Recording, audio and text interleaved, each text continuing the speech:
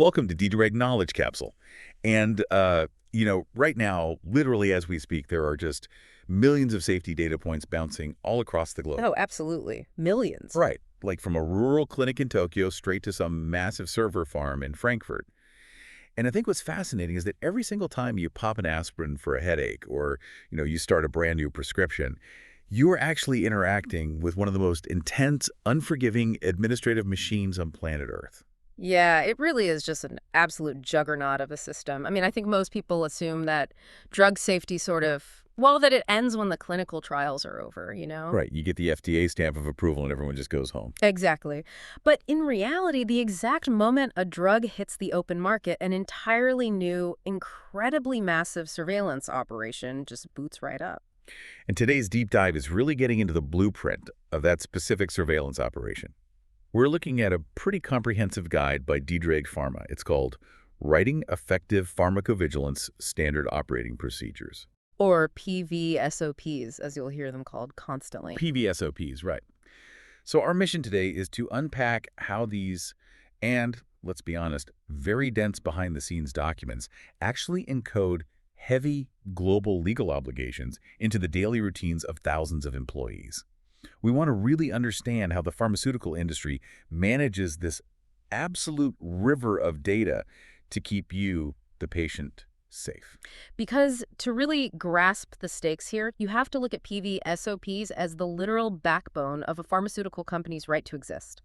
I mean, they're licensed to operate. They aren't just like standard HR manuals about how to request time off. No, not at all. If a global health regulator, say the European Medicines Agency, if they just walk into a corporate office for a surprise inspection and they find that the SOPs are vague, or maybe they're just outdated, the company doesn't just get a slap on the wrist or a fine. Oh, wow. So it's more severe than that. Way more severe. They can actually lose their authorization to sell the drug entirely. I mean, without a well-written SOP, you have no traceability, you have no operational consistency, and honestly, you have absolutely zero defense. Okay, so before we really get bogged down in the heavy global regulations, let's just make sure we understand the fundamental purpose of this specific tool. Good idea. Because we need to move from this sort of abstract idea of safety to the physical document itself. Yeah. And, the way I visualize a really effective PVSOP is it's like a commercial airline pilot's emergency flight manual. I like that analogy. Right.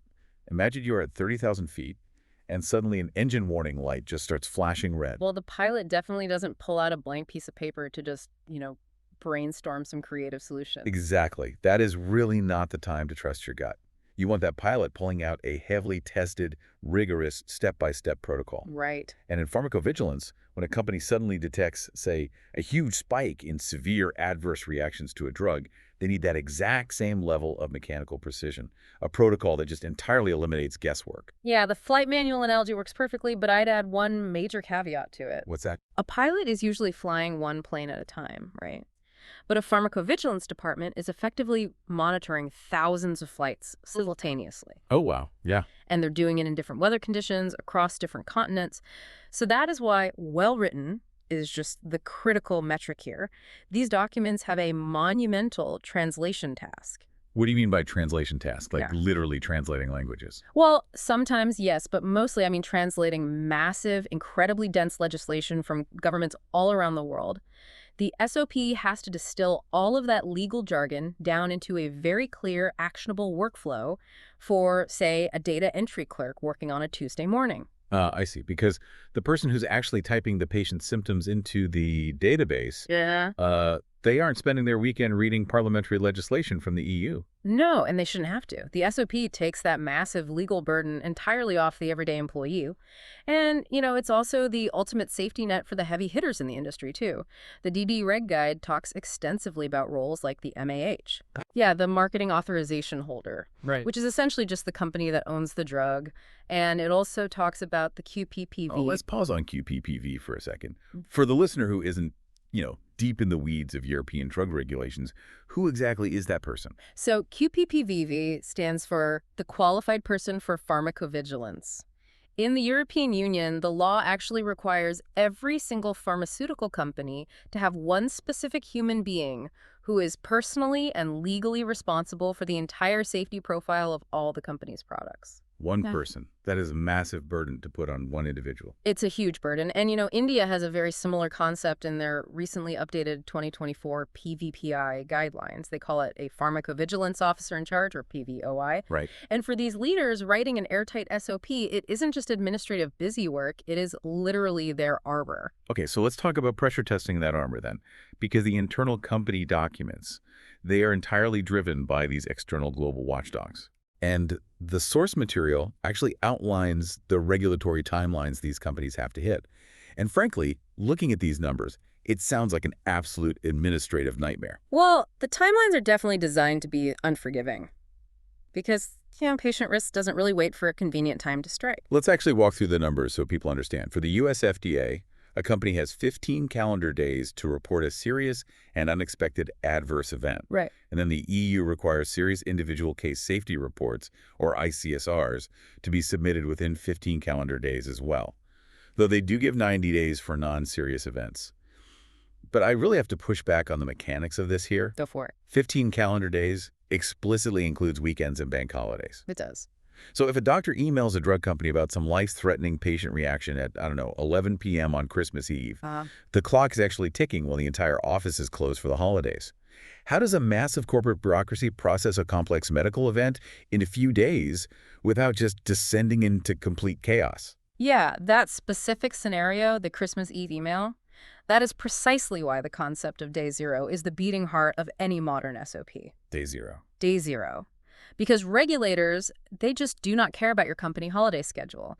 Patient safety does not take weekends off. So your SOP has to legally define the exact millisecond the clock starts. So day zero is basically the starting gun. Yes. It is the documented moment that anyone in the company, or even any third-party vendor working for the company, becomes aware of a minimum set of safety data. Wait, so even if it's not a medical professional? Exactly.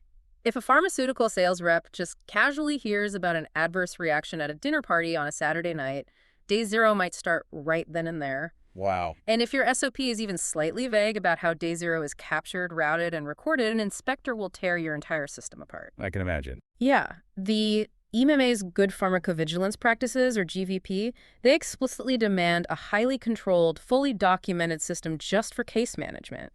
And over in the U.S., the FDA mandates under regulations like 21 CFR 314.80 that these expedited reports have to hit their FAERS database. Sorry, FAERS. Oh, right, the FDA Adverse Event Reporting System. The reports have to hit FAERS within that tight window, and they have to be formatted perfectly. Okay, so because that 15-day clock is ticking so relentlessly, the documents governing the work just have to be flawless. Because, a single ambiguity could cost a company a day, which results in a late submission, which then triggers a massive regulatory violation. Exactly. Every hour counts. So if we move away from the airplane analogy for a minute, I kind of visualize the structure of an SOP more like a high-end Michelin star kitchen brigade. Oh, a kitchen brigade. Let's explore that. How does that map to a drug safety protocol? Well, think about it. In a high-end kitchen that's serving hundreds of people a night, chaos is totally fatal. Every single person needs to know exactly what their station is. The head chef doesn't wash the dishes, and the pastry chef definitely doesn't cook the steak.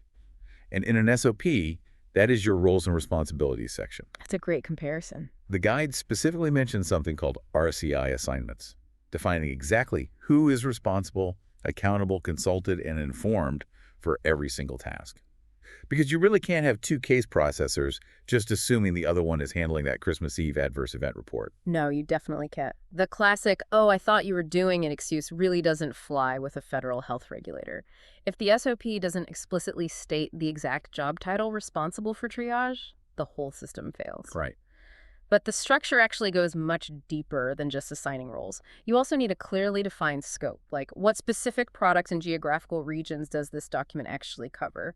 And you need the process flow, which is basically the step-by-step chronological workflow, mapping out all the decision trees. And crucially, going back to the kitchen, the chef doesn't just say, hey, chop the vegetables.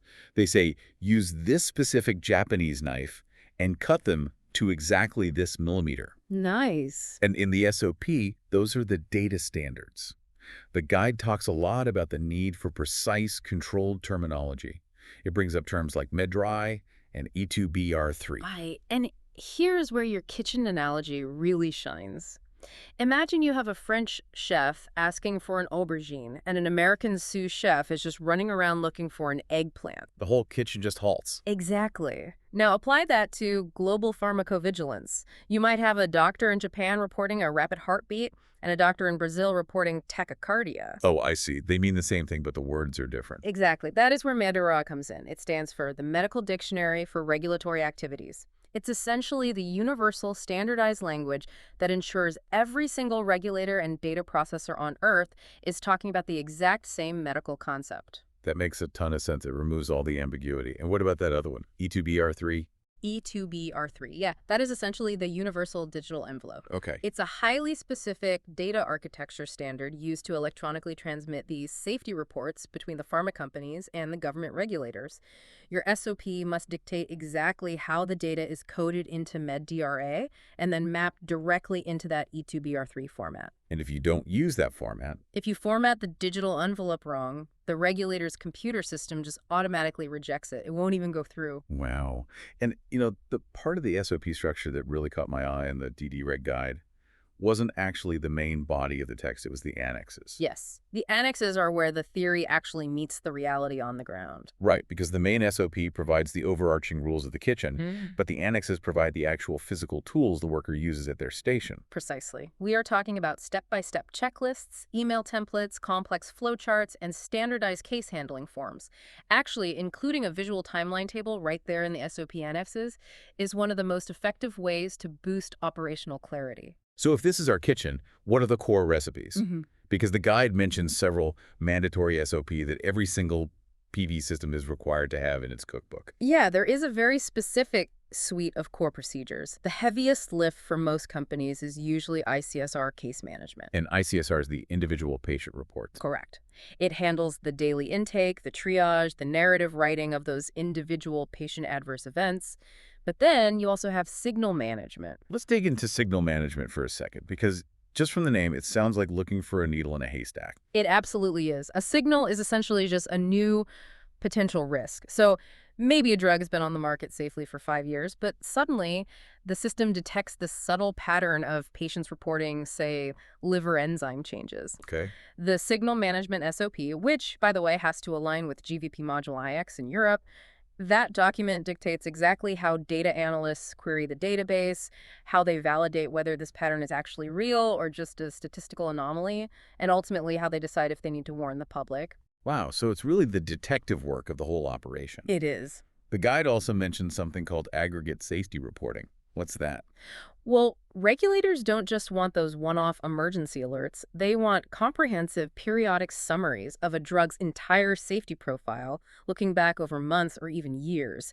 These are called PBR years or PS years, and they're guided by international standards like ICH, E2C, R2. That is a lot of acronyms. It is an alphabet soup, I know. But you also absolutely need an SOP outlining your pharmacovigilance agreements, or PVAs. In PVAs, those are the contracts you have when you're working with other partner companies. Correct. If two different pharmaceutical companies are co-marketing a drug, the PVA dictates exactly who processes the safety data and who submits it to the government. You can't have both doing it or neither. Right, that goes back to the RCI assignments. Exactly. And finally, you have the crown jewel of the whole thing, the SOP for compiling the PSMF, or the Pharmacovigilance System Master File. The PSMF is literally the master blueprint of your entire safety system. If a government inspector arrives at your lobby, the PSMF is the very first document they ask for. Okay, so these core recipes and this highly standardized language, I mean, it makes perfect sense for traditional operations, but this industry is moving incredibly fast. Well, at lightning speed. So how do these rigid, highly structured SOPs handle massive modern complexities? I'm thinking about things like global data privacy laws or, the sudden explosion of artificial intelligence. If our kitchen is serving the whole world, how do they keep up with entirely new ingredients? Well, you've just hit on the ultimate challenge of modernizing this machinery, because the static SOP is actually a dangerous SOP. Today's procedures have to deeply, fundamentally integrate global data privacy. Like GDPR. Exactly. You have the GDPR in Europe, which requires rigorous protocols just for masking personal data. A patient's name or any direct identifiers absolutely cannot accidentally end up in a narrative that gets submitted to a foreign government. And reading the source material on modernizing these systems, I noticed a detail that really made me scratch my head. Oh, what was it? Well, we talked earlier about monitoring medical literature for adverse events, right? Right. The guide explicitly states that SOPs must document literature monitoring methods, including tracking, and this is a, quote, zero result searches. Ah, yes. Zero result searches. So I totally understand tracking bad reactions. Mm. If a medical journal publishes a study saying a drug caused a severe rash, obviously you log it. But why on earth would an SOP legally mandate that an analyst spend time documenting a search that found absolutely nothing? Is that just pure administrative busy work? I can completely understand why it looks like busy work from the outside. But this actually hits on a foundational philosophy of pharmacovigilance. The absence of data is still data. Wait, how can nothing be something? Because it proves the surveillance system is actually running. Consider this from the regulator's point of view. If an inspector sits down and asks, hey, did you check the global medical literature for new risks regarding this heart medication this week? And you just say yes and we didn't find anything? They're going to want proof. Exactly. The regulator will immediately say, show me the proof. So a documented zero result search showing the exact search strings used in the database, the exact date, and the analyst's signature, that proves that your safety net was actually cast, your methodology was sound, and it simply came back empty. Oh, wow. If you don't document the zero results in the eyes of the law, you didn't even look. That is wild. If it isn't documented, it literally didn't happen. Exactly. Now, the guide also brings up data integrity frameworks. It specifically mentions something called LCOA plus principles. And I have to stop you there because LCOA just sounds like, I don't know, a giant aluminum manufacturing company. Yeah. What does LCOA plus mean for a data processor? Yeah, it does sound like a factory, but LCOA Plus is actually a gold standard acronym for data integrity in this space. It means data must be attributable to the person who created it, legible contemporaneous meaning it was recorded at the exact time it happened, original, and accurate. Okay, what about the plus? The plus stands for complete, consistent, enduring, and available. Got it. And here is where it ties back to your question about new technology. If a company is using modern tools like machine learning or AI to sort through thousands of literature articles automatically, the SOP has to govern exactly how that AI aligns with LAOA plus SEV. You have to scientifically prove the algorithm isn't hallucinating data or silently dropping cases. But governing AI sounds incredibly difficult when every single country has completely different rules. How do you write an SOP for that? It is really tough, which is why DDReg highlights this brilliant best practice of using regional annexes. How does that work? You basically maintain one core global SOP, the master recipe, if you will, but you attach regional annexes to it. So if India's CDSCO requires a highly specific local reporting form that literally no one else uses, you just put that in the India annex. You don't rewrite the global core document and confuse the rest of the world. Which brings us to the final hurdle here. Right. Because it is one thing to sit in a corporate boardroom, draft this flawless master recipe with perfect regional annexes, and account for AI governance. Right. It is entirely another thing to prove to a government inspector that your thousands of global employees actually follow the manual. The source material refers to PV audits in a really poetic way, actually. It calls them the quiet guardians of drug safety. I love that phrasing. They really are the quiet guardians. I mean, audits don't grab the front page headlines like a breakthrough clinical trial or a massive new FDA approval, but these rigorous internal stress tests, they are the invisible shield that keeps medicines on the market. And regulators don't just read your SOP, pat you on the back and say, hey, good job. They want to see hard, cold metrics proving the machine is actually under control. What kind of numbers are they looking for? Well, for starters, regulators expect to see a minimum of 98% compliance on timely, expedited reporting. Okay, I have to interject here because 98% sounds like an A+ on a high school math test. It does. But in this context, we really have to ground that number in the human stakes. The missing 2% isn't just some harmless rounding error. That 2% could represent a severe allergic reaction that slipped through the cracks and wasn't reported to the government in time. Exactly. The paperwork is directly tied to human lives. Right. Which is exactly why anything less than 98% is an immediate, massive red flag that triggers an investigation. Regulators also look for very low E2B-R3 rejection rates. They measure the medical accuracy of your MedDARI coding. And crucially, they look really closely at your KPA effectiveness. KPA being corrective and preventive actions. which basically means when a process inevitably breaks down, did you actually fix the root cause so it never happens again? Exactly. Let's say a technical glitch caused 3 adverse event emails to get stuck in a server, and you missed the 15-day reporting window. Okay. A KPA isn't just saying, oh, well, we submitted them late, sorry. A KPA requires you to investigate the server, completely fix the IT architecture, train your entire staff on a new backup protocol, and then audit the system a month later just to prove the fix actually helped. That is rigorous. And the guide actually makes a very important point about vendor oversight in all of this, because a massive portion of pharmaceutical companies just outsource this routine data entry and literature monitoring to specialized vendors. They do. It's very common. But the MAH, the marketing authorization holder, they remain ultimately responsible for all regulatory outcomes. Basically, you can outsource the labor, but you absolutely cannot outsource the legal liability. That is a foundational rule of pharmacovigilance. If your third-party vendor fails the audit, your company loses the license. No exceptions. And this is exactly where partners like DDReg come into play. How so? They partner directly with pharma and biotech companies to build these inspection-ready systems from the ground up. They conduct the gap analyses, they draft the core SOPs and the regional annexes we talked about, and they provide global PV operations support. Yeah, the guide details some really impressive technological platforms they offer for this. There's Vitalik, which manages product registrations and submissions.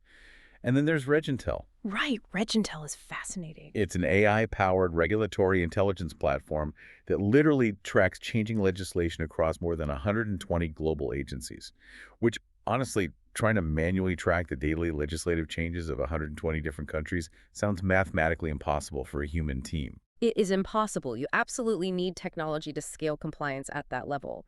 And DDReg's capabilities, they aren't just theoretical frameworks. The source text actually includes this massive case study of a large US-based pharmaceutical company. Tell them about that. So this company had a huge global footprint, multiple manufacturing sites, and over 30 marketed products with incredibly high consumer demand. Managing the incoming safety data for 30 active products globally is just a staggering volume of information. It is. And DDReg stepped in and managed a QPPV deployment across 11 different countries simultaneously. Wow. Yeah, they built the local literature monitoring systems, they harmonized all the SOPs, and they ensured local PV compliance across wildly varying regulatory environments. That is just the sheer scale of the operation required to keep a major drug portfolio compliant. And, most importantly, to ensure the safety net actually holds for the patients taking those 30 products. So what does this all mean for us, the people actually taking the medication? Today, we've taken a deep dive into the hidden, highly structured world of drug safety. We started by realizing that taking a simple pill actually requires a massive flight manual of protocols just to monitor its effects. Right. We looked at the unforgiving, ticking clock of global regulations, where day zero is the starting gun.